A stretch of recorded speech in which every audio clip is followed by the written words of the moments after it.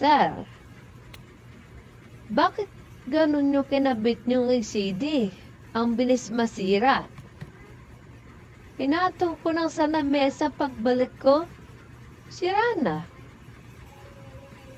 Wala naman akong ginawa dyan.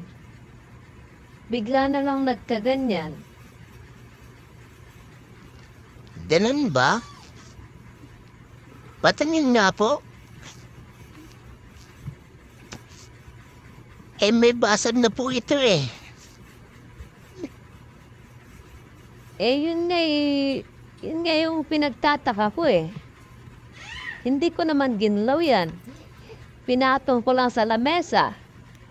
Kasi nga may binili lang ako saglit. Pagbalik ko, ganyan na, may basag na. Ganun ba? O sige. Ibabalik ko na lang yung binayad nyo. Oo. Mas mabuti pa nga. Bigla-bigla naman kasi nabasag yung LCD mo eh. Kahit di ginagalaw. Ganun po ba? O sige. Sandali lang ah. Ito na yung binayad mo.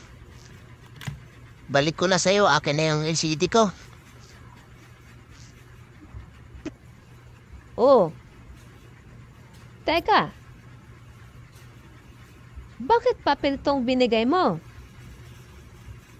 Bakit papel to? Ha? Papel?